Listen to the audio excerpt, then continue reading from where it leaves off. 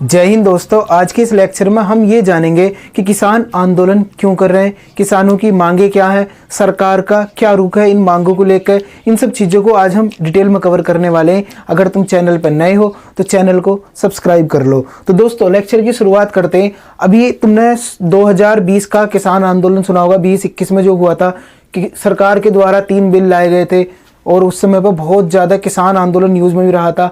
इसी तरीके से कुछ अब ये फिर से न्यूज़ में आ गया।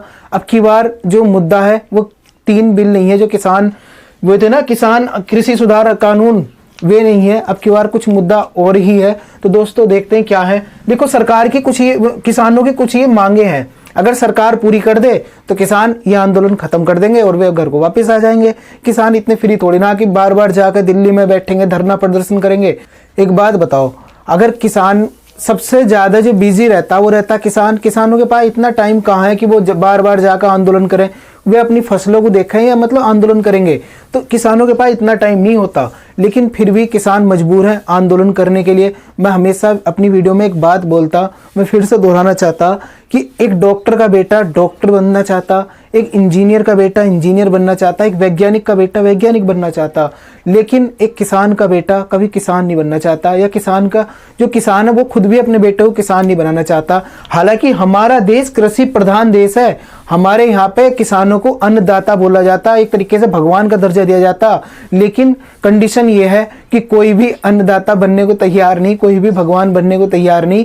क्यों? क्योंकि किसानों की हालत बहुत ज्यादा खस्ता हाल है। हालांकि सरकार प्रयास कर रही, लेकिन ये जो प्रयास हैं वो सारे इतने पर्याप्त नहीं है जो किसानों को सहूलियत दे सके, तो किसानों को आंदोलन से रोक सके। अब देखते हैं हम किसानों की मांगे क्या है। तो पहली मांग है कि सभी 23 फसलों की न्यूनतम समर्थन मूल्य पर खरीद होनी चाहिए। न्यूनतम समर्थन मूल्य क्या बोलते हैं शॉर्ट फॉर्म में, इंग्लिश में MSP, मिनिमम सपोर्ट प्राइस, है ना।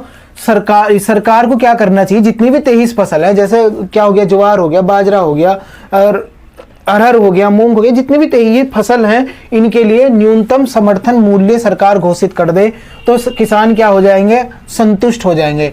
लेकिन ये न्यूनतम समर्थन मूल्य तय करना इतना आसान भी नहीं है, तो सरकार इसके लिए प्रयास कर रही है। हालांकि देखो क्या होता है, जो हमारे देश के कृषि मंत्री हैं उनके द्वारा ये बोला गया कि हम इसके बारे में विचार करेंगे जल्द ही। तो देखते हैं क्या होता। नेक्स्ट देखते हैं कि सभी फसलों का भाव स्वामीनाथन आयोग, एक हमारे देश में आयोग बनाया गया था कृषि संबंधी समस्याओं से निपटने के लिए, और उस आयोग का गठन कब करा गया था, 2004 में। उस आयोग का नाम क्या था, स्वामीनाथन आयोग। उसने ये बोला, भाई साहब अगर तुम सचमुच में चाहते हो कि हमारे देश के किसानों की हालत सुधरे, हमारे देश में कृषि व्यवस्था मजबूत हो, तो इसका सबसे बेहतरीन उपाय ये है कि कोई भी फसल पैदा करने में जितनी भी लागत लगती, सरकार को उसका भाव 50% हमेशा अधिक रखना चाहिए। मान लो किसी को मतलब फसल बोने में 10,000 रुपया खर्चा आता, मोटा मोटा सा एक एवरेज ले लो, कोई भी फसल है उसे बोने में, एक्स फसल है उसे बोने में 10,000 का खर्चा आता, तो सरकार को उसका भाव हमेशा कितना रखना चाहिए, 50% अधिक रखना चाहिए। तो ये स्वामीनाथन आयोग ने बोला था, और किसानों की भी यही मांग है कि भाई साहब जो तुमने ये आयोग बनाया, इसने अनुशंसा दी तुम्हें, मतलब इसने बोला कि तुम ये सिफारिशें लागू करो, तो तुम इन्हें लागू क्यों नहीं करते, सभी फसलों का भाव 50% अधिक कर दो, क्या दिक्कत आ रही। क्योंकि किसानों की फसल ये तो है नहीं कि 12 एक सी होती, कभी ओले पड़ जाते, कभी पाला पड़ जाता, कभी कोई बीमारी फसल को खा लेती। तो इस वजह से किसानों की कम से कम लागत तो निकल कर आ जाए अगर फसल खराब हो तो। इसी वजह से ये मांग कर रहे हैं किसान। नेक्स्ट है कि सरकार क्या करे, किसानों पे जितने भी कर्ज हैं वो माफ करें। नेक्स्ट देख लो, किसानों के लिए 10,000 रुपए प्रति महीने की पेंशन लागू हो।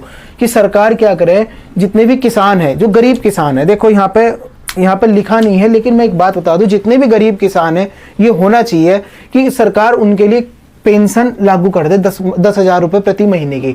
हालांकि इससे हमारे देश की अर्थव्यवस्था पर बहुत ज़्यादा मतलब इम्पैक्ट पड़ेगा, क्योंकि हमारे देश में अधिकांश लोग किसान हैं। तो देखो इसका क्या सोल्यूशन है। हालांकि सरकार 6,000 रुपये दे रही साल भर के, लेकिन वो 6,000 अगर महीने कर दे तो थोड़ा सा बेहतर होगा। 6,000 कर दे या 10,000 कर दे, ये भी मतलब किसानों की मांग है। मैं केवल ये बता रहा हूँ किसानों की मांग क्या है। बिजली संशोधन बिल जो 2022 में लाए थे वो रद्द कर दिया जाना चाहिए, क्योंकि वो किसानों पर गलत इम्पैक्ट डाल रहा। लखीमपुर खीरी, तुम्हें 2020-21 में वो हुआ था किसान आंदोलन, उसके बारे में तुम्हें पता होगा।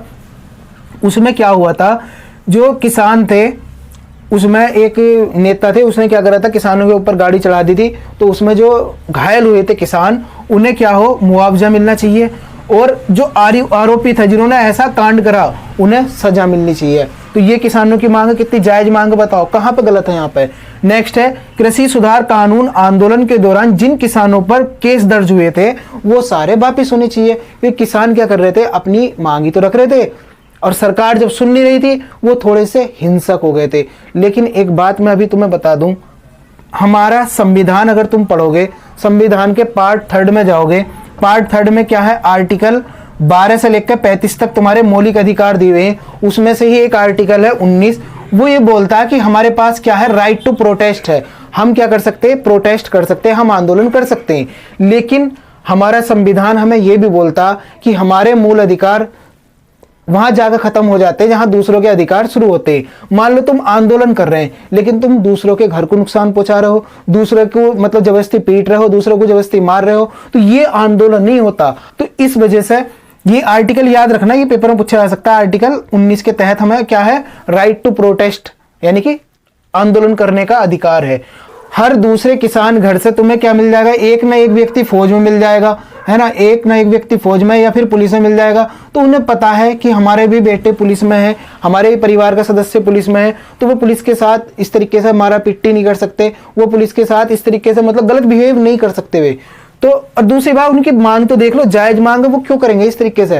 कुछ होते अराजक तत्व जो उसमें घुस के, जैसे खालिस्तानी समर्थक है, वो उसमें जबरदस्ती आके उसमें क्या कर देते हैं, आंदोलन को हिंसक बना देते हैं। पहले भी तो यही हुआ था, और बस इसी बात का डर है इस बार भी कि ये आंदोलन फिर से हिंसक ना हो जाए। इससे हमारे देश की जो छवि है वो कलंकित होती, हमारे देश की छवि धूमिल होती, किसान आंदोलन पे इससे भी फर्क पड़ सकता। तो दोस्तों, तुमने गांधी जी से सीख लो ना।